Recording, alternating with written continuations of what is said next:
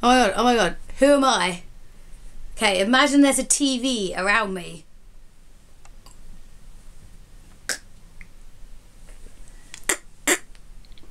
Oh my god, I'm like the blonde Sadako.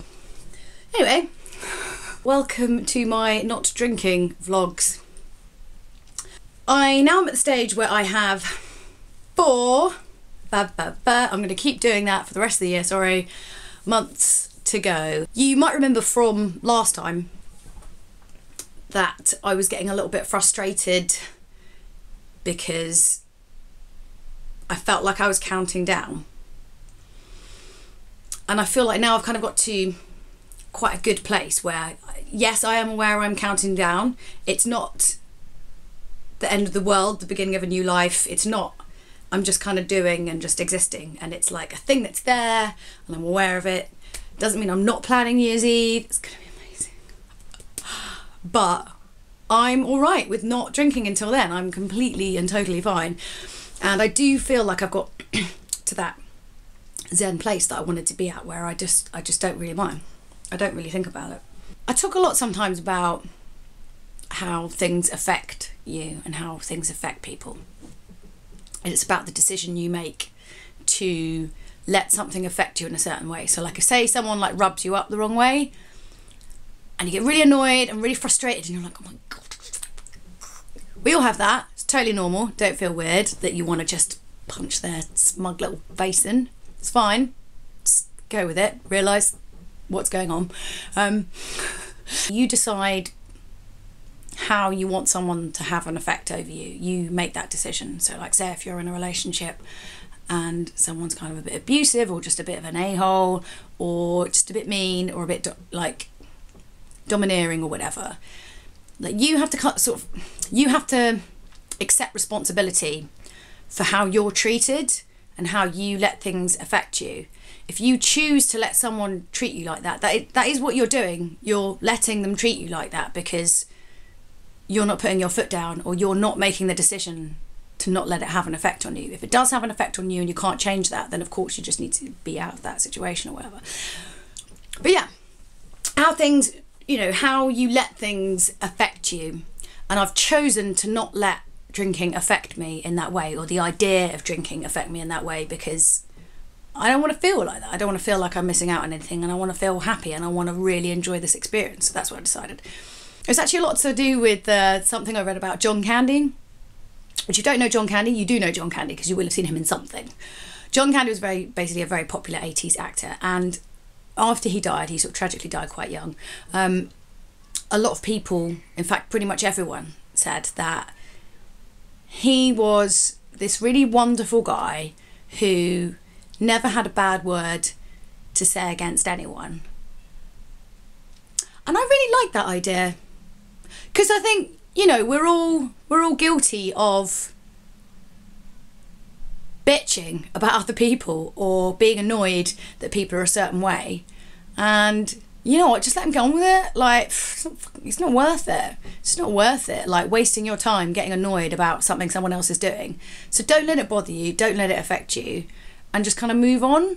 Because these people just, like, most of the time, people who are complete douches are, you just got to feel sorry for them, man, because there's something severely lacking in their lives that they feel like irritating you, or just being rude, or trying to assert themselves in some way over you, makes their little lives feel that little bit better and more special, because actually underneath it all, they're just really sad and a bit lonely. I have the chin of Bruce Campbell. I was talking about giving up booze, right? It's a similar thing. It's about how you choose to let life affect you, and I think those two things are quite comparable. And let's face it, we all have people like that in our lives. Every single one of us. Do you ever wonder that people like that ever actually know that they're like that? That they're just really, like, they upset loads of people and annoy loads of people, but they just don't care? Or is it just that they're completely oblivious to the fact that they're like that? I've always wondered. I wonder if maybe we could just round them all up together, put them on a boat. You could go and live on an island annoying each other, and then maybe they'd learn. Anyway, John Candy. John Candy. Never had a bad word to say against one. I'm not using names, it's fine. I can talk about things in generalities. I still get a lot of messages online about people being like, oh wow, you know, you've done it this long, I don't think I could do it. And again, I just have to reiterate, if I can do it, you guys can do it. Seriously. Like, you don't have to give up for a year. You really, really don't have to do that. It's a silly length of time. Unless you just want to quit, then that's sensible. But it's, yeah. If you just wanted to give up for like a few months just because you feel like it's something that's taking over your life that little bit too much, it's not that bad. It really isn't that bad at all. You just kind of, if anything, I've just kind of like compensated and become a little bit crazier. Maybe the fact that drinking just kind of hid that I was just a little bit mental. And because everyone else was getting really, really drunk and getting a little bit mental, no one really noticed. And now the booze is out of the equation. Everyone kind of knows that I'm a bit weird.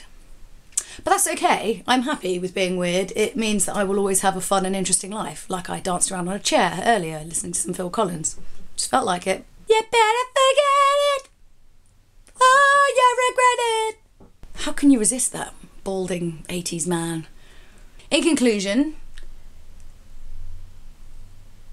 it's alright, innit? I have 4 months left, which isn't very much. That seems like not any time at all.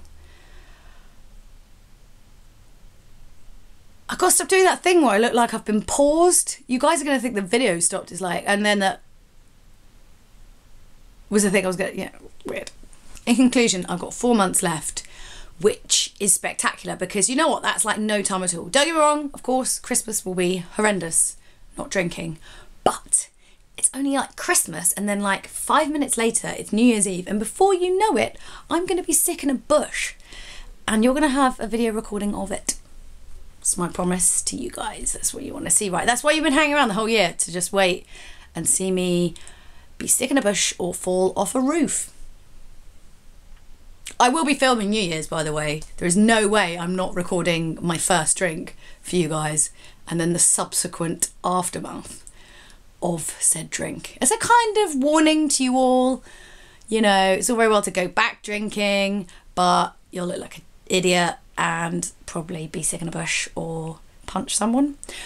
So, because I've been a little bit bored, aside from the Sadako thing, I could also be Cousin It from the Addams Family. To dig a heart on you, believe it. If you haven't given, and big thank you obviously to everyone who has, please, please, please do. It's justgiving.com/it's Julia Hardy. Amnesty International is an awesome, awesome charity. This is what it's all about. This is what this horrendous year of abstinence has been in aid of. We've already raised over £2,500, which is a shed load of money. It'd be incredible if we could double that. Maybe by the end of the year. I'm kind of hoping some of you guys are holding out for the end of the year and then you'll donate then because you think that I'm not going to do it or something, because it would be really amazing to reach that target. That would really make this whole year seem utterly worthwhile. But yes, thank you to everyone who has and supported me and everything, and I will see you again very soon. Oh my god, I can't believe how close we are. Squee. In conclusion, squee. The end. As Peter Griffin would say, fin.